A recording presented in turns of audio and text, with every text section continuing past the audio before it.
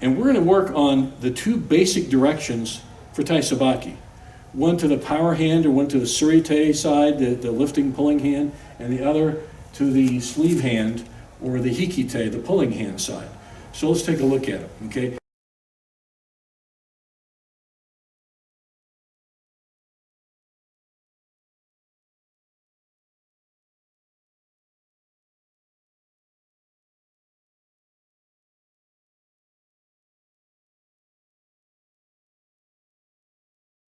Let's look at Taisabaki from two different directions of how to move. Now, Taisabaki is this.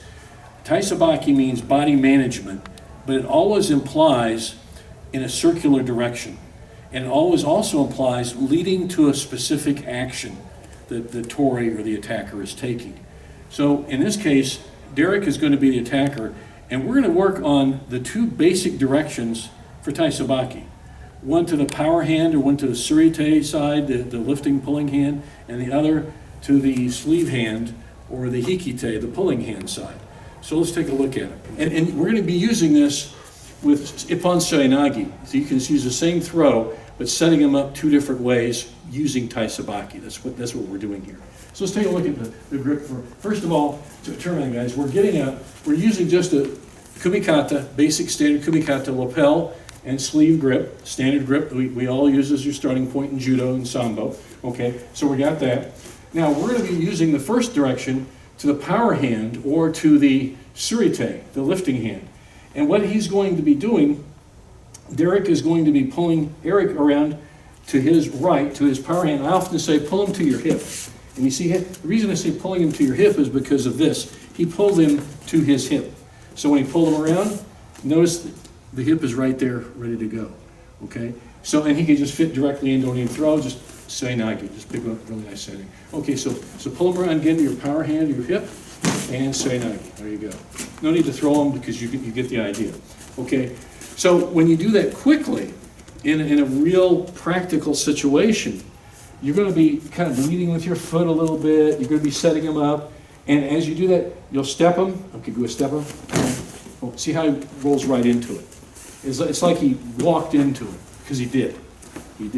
So he pulled him around to his power hand, to his surite, or to his hip, okay? Now the second direction is the opposite direction.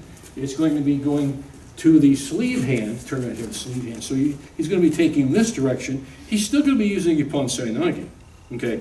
But what he's going to be doing, he's going to be pulling around this way, and he's going to be creating a hole right here that he could hit the seoi-nage, like that, okay? I'm pulling him, just come around. When I'm pulling him this way, now notice I'm looking at the back of my hand, and like I had a wristwatch, okay, looking at my wristwatch, and I'm using what we call a line of pull. And it's very important when you use your hikite and your pulling hand on the sleeve here, to pop it up like this. There's a little more of a pop.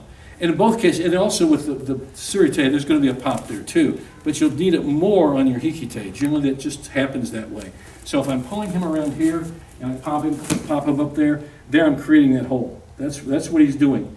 So notice the straight line of pull of my elbow, the direction right here, and I can just come right in. So that's what he's doing. Can you fit it again?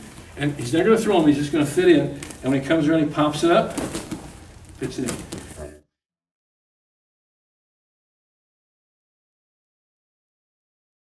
So in this crash, he's really creating a big hole here with his hikite by popping it up like that, and there it is. So what you're seeing is a fundamental movement pattern in judo.